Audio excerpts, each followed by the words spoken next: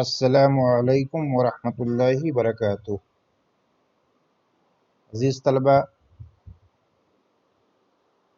कल के सबक में हमने देखा था कि अरम का भाई मुराद घोड़ा लेकर के अरम के घर आया और उससे पूछा कि अगर घोड़सवारी करना है तो मेरे साथ चलो। घोड़ा देख कर के अरम के ज़हन में कई सवालात पैदा हुए थे। उसमें से आखिर में कहा था कि शायद हमारा भाई कज़िन मुराद घोड़ा चुरा करके लाया है। ये शशोपंज में था। फिर उसी बात में कुछ कंसेशन और छूट देने के लिए अगले पैराग्राफ में कहता है, well it seemed to me stealing a horse for a ride was not the same thing as stealing something else such as money. It seemed to me, मेरा ख्याल है या मुझे लगता है। वेल ठीक है, इट सीम्ड टू मी, मेरा ख्याल है या मुझे लगता है कि घोड़सवारी के लिए घोड़ा चुराना किसी और चीज जैसे पैसे वगैरह चुराने जैसा नहीं है। कहता है इट सीम टू मी, मुझे लगता है या मेरा ख्याल है कि घोड़सवारी के लिए या सवारी के लिए घोड़ा चुराना किसी दूसरी चीज जैसे रुपए पैसे चुराने जैसा नहीं है। फॉर ऑल आई न्यू, जो कुछ मुझे मालूम है, maybe it wasn't stealing at all, या इसको हम चोरी बिल्कुल कह ही नहीं सकते। If you are crazy about horses the way my cousin Murad and I were, it wasn't stealing. It wouldn't become stealing until we offered to sell the horse, which of course I knew we would never do. कहता है if you crazy, अगर आप पर भूत सवार हो, पागलपन सवार हो।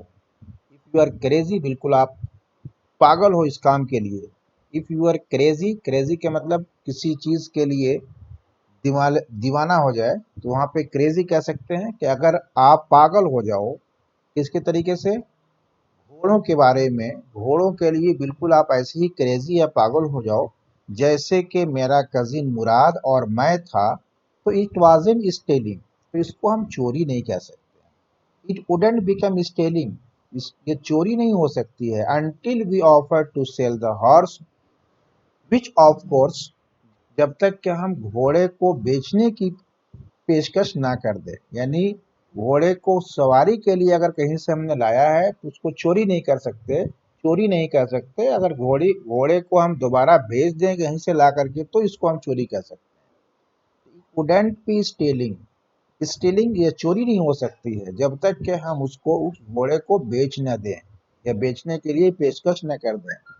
विच of course I knew you we would never do, जिसके बारे में मुझे पता है कि मैं ऐसा कभी नहीं करूंगा। तो इस बात में थोड़ी कंसेशन ला दी, थोड़ी छूट ला दी अरब ने ऐसी बात कह कर। आगे कहता है let me put on some cloth, I said, अरब कहा, मैंने कहा चलो मुझे कुछ कपड़े पहनने दो। ऑल राइट ही सेड, उसके बाद उसके कजिन मुराद ने जवाब दिया, ठीक है बट हरी, जल्दी करो। I leap in to my cloth, अपने कपड़ों में कूद गया, क्या मतलब, मैं जल्दी से कपड़े बदल लिया। And I jump down to yard from the window and leap up on on to the horse behind my cousin Mourad, मैं खिड़की से कूद करके यार्ड यानी आंगन में आ गया और मैं कूद करके अपने कजिन मुराद के पीछे घोड़े पर बैठ गया। That year we live at the edge of town, उस साल हम लोग शहर के किनारे वॉलनट एवेन्यू में रहते थे। वॉलनट एवेन्यू एक जगह है जो शहर के किनारे पे वाक़ था। तो दिस ईयर, इस साल हम लोग शहर के किनारे वॉलनट एवेन्यू में रहते थे। बिहाइंड आवर हाउस, हमारे घर के पीछे, was the country, vineyards, orchard, irrigation ditches and country road, और हमारे घर के पीछे क्या था, वाज द कंट्री, देहाती एरिया था। कंट्री मतलब मुल्क भी होता है और देहात भी होता है। तो हमारे घर के पीछे देहात था और उस देहात में क्या था, वाइन यार्ड्स, अंगूर के बागात थे, ऑर्चार्ड और दीगर फलों के बागात थे, इरिगेशन डिचेस, नहरें थीं, एंड कंट्री रोड और गांव की सड़कें थीं। In less than 3 minutes we were on Olive Avenue, और 3 मिनट से कम के अंदर हम लोग ओलाइव एवेन्यू पहुंच गए। And then the horse began to trot, trot मतलब टू रन, और घोड़ा फिर दौड़ना शुरू कर दिया। The air was new and lovely to breathe, हवा में ताजगी थी या हवा ताज़ा थी। एंड लवली टू ब्रीथ, और सांस लेने में मुझे बहुत अच्छा लग रहा था। लवली टू ब्रीथ, सांस लेने में अच्छा लग रहा था। The feel of the horse running was wonderful, और घोड़सवारी का एहसास या तजर्बा बहुत अजीबोगरीब था, बहुत अच्छा था। My cousin Mourad, who was consider one of the craziest members of our family, began to sing, और मेरा कजिन मुराद, जो हमारे फैमिली में सबसे बड़ा पागल पागल समझा जाता था, was considered one of the craziest member of our family, हमारे खानदान में सबसे क्रेजी या सबसे पागल के जोश वाला समझा जाता था। बिगेन टू सिंग, ने गाना शुरू कर दिया। I mean he began to roar, और मुझे मेरा मतलब था वो दहाड़ना शुरू कर दिया। दहाड़ना शुरू, रोर का इस्तेमाल किया है क्योंकि गाना जरूर उसने शुरू किया, लेकिन गाने में जो मीठापन होना चाहिए वो आवाज के अंदर कोई नगमगी नहीं थी उनकी। आवाज के सही मतलब अच्छी आवाज ना होने की बिना पे उसकी ताबीर किया अरम ने। I mean he began to roar, वो गा नहीं रहा था बल्कि वो दहाड़ रहा था। ही बिगेन टू रोर, दहाड़ना शुरू कर दिया।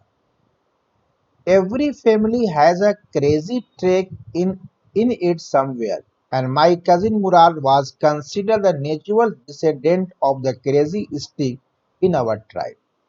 कहता है हर फैमिली के अंदर, हर घर में कहीं ना कहीं एक जोश सिफत वाला, ये जोशीले सिफत वाला जरूर होता है। क्रेजी ट्रैक मतलब जज्बाती हो, जज्बाती सिफत वाला जरूर होता है। Every family has a crazy streak in it somewhere, हर घर में, हर खानदान में कहीं ना कहीं एक जज्बाती सिफत वाला इंसान जरूर होता है। और my cousin Mourad was consider the natural descendant of crazy streak in our tribe, और हमारे कबीले में मेरा कजिन मुराद एक जज्बाती सिफत वाले का एक फितरी वारिस समझा जाता था। माई कजिन मुराद, मेरा कजिन मुराद, वाज कंसिडर समझा जाता था द नेचुरल डिसेंडेंट, डिसेंडेंट मतलब नस्ल, औलाद, वारिस, एक फितरी वारिस समझा जाता था किसका, ऑफ द क्रेजी स्ट्रिक, जोशीले वाले इंसान का या जोशीले सिफत वाले का, इन आवर ट्राइब, हमारे कबीले में। Before him was our uncle Khosrove, कहता उससे पहले, यानी हमारे कजिन मुराद से पहले हमारे एक चचा थे जिनका नाम क्या था, खुसरो। खुसरो नाम का एक हमारे चचा थे जो मुराद से पहले भी मुराद ही के सिफत के मालिक थे। कहता है इनॉर्मस मैन, बहुत अच्छे, इनॉर्मस मतलब वेरी बिग, बहुत यानी मोटे ताजे थे। With a powerful head of black hair, powerful head, सर बड़ा था, और ब्लैक हेयर, बाल काले थे। And largest moustache in the San Joaquin Valley, San Joaquin Valley जगह का नाम, सैन जोकिन वैली के अंदर सबसे लंबी मोछ वाले थे। A man so furious in temper, बहुत ही बदमिजाज थे, मिजाज के एतबार से बहुत सख्त थे। सो इरिटेबल, बहुत जल्दी गुस्सा होने वाले थे। So impatient that he stop anyone from talking by roaring, और बेसब्रे थे, इम्पेशेंट, बेपना, गैर साबिर थे। और दैट ही स्टॉप एनीवन, जो किसी को भी वो रोक देते थे, फ्रॉम टॉकिंग बाय रोरिंग, डांट करके, यानी बात करने से रोक देते थे, बाय रोरिंग, उन्हें डांट करके। इट इज नो हार्म, हर बात पे उनकी आइडिया क्या था कहने का, कोई परेशानी हो या ना परेशानी हो, कोई मुसीबत की बात हो, कोई मुसीबत भी आ गई हो, उसके उसके जवाब में यही कहा था, इट इज नो हार्म, इसमें कोई दिक्कत नहीं है, कोई परेशानी नहीं है। पे नो अटेंशन टू इट, इन बातों पर ध्यान मत दो। ये उनकी आदत थी। अगर कहीं मुसीबत की भी बात आती और मुसीबत की बात का तज़किरा करता है ऐसा हो रहा है तो उसी पर ये कहता है कोई टेंशन नहीं है यार, इट इज़ नो हार्म, कोई दिक्कत नहीं है, पे नो अटेंशन टू इट, इस बात की तरफ ध्यान मत दो। That was all, no matter what anybody happened to be talking about, that was all, यही मामला था। No matter what anybody happened to be talking about, इससे कोई बात नहीं कि कौन सा आदमी किस चीज के बारे में गुफ्तगू कर रहा है। वंस इट वाज हिज, उसके बाद एक वाकया नकल करते हैं ये। Once it was his own son Arak running 8 blocks to the barber shop where his father was having his mustache trimmed to tell him their house was on fire। एक मर्तबा का वाकया है कि उनका खुद का लड़का अरक जो है वो एक बार्बर के शॉप पे, बार्बर मतलब बाल बनाने वाला नाई, नाई के शॉप पे, नाई के दुकान पे, जहाँ के उसके वालिद अपने मोच तराशवा रहे थे, वहां पे उनका लड़का दौड़ते हुए आया, और दौड़ते हुए आया 8 block of the barber shop तक, 8 ब्लॉक यानी 8 घर तक, 8 घर को दौड़ते हुए उस बार्बर के शॉप पे आए जहाँ के उसके वालिद अपनी मोछ तराशवा रहे थे या मोछ छोटी करवा रहे थे, टू टेल, ये बताने के लिए कि their house was on fire, उनके घर में आग लग गई है। This man Khosrove sat up in the chair and roared, ये जो खोसरो नाम का आदमी था कहता है अपनी कुर्सी पे बैठा हुआ था, एंड रोड, और चिल्लाया, इट इज नो हार्म, कोई परेशानी की बात नहीं है, पे नो अटेंशन टू इट, इस पे ध्यान देने की जरूरत नहीं है। बार्बर सेड, फिर बार्बर ने भी याद दिलाया, नाई ने कहा, but the boy says your house is on fire, लेकिन लड़का का कहना है कि आपके घर में आग लग गई है। तो खसरो रोड, फिर खसरो ने चिल्ला के कहा, एनफ, बहुत हो गया, इट इज नो हार्म, इसमें कोई नुकसान नहीं है। आई से मैं कह रहा हूं ना।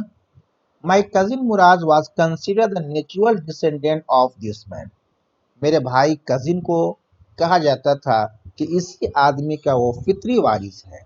Aldous Mourad father was Zorab who was practical and nothing else, अगरचे मुराद के वालिद जो जिनका नाम जुरैब था वो एक समाजी इंसान थे, नथिंग एल्स, और इसके अलावा कुछ नहीं। प्रैक्टिकल मैन जब कहा जाए तो इसका मतलब है कि जो समाज सेवक हो, जो कहते हो वो करते भी हों, तो उस तरह का प्रैक्टिकल इंसान कह सकते हैं। दैट इज हाउ, इस तरीके से, it was in our tribe, इसी यही मामला हमारे कबीले में था।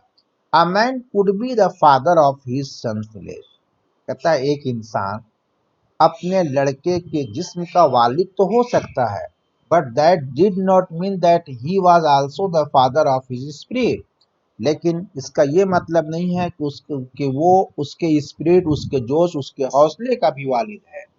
The distribution of the various kind of spirit of our tribe had been from the beginning, यहाँ तक रहने दें, he was also the father of his spirit, वो उसके जोश का, जज्बे का फादर नहीं हो सकता है। यानी कोई ज़रूरी नहीं है कि अगर वालिद है तो जो वालिद के औसाफ हैं वो बच्चे को भी मिल जाए। जैसे मुराद का बाप जोरब एक प्रैक्टिकल इंसान था, लेकिन उनका बेटा मुराद अपने बाप जोरब के तरीके से नहीं बन पाया। अल्लाह हाफिज।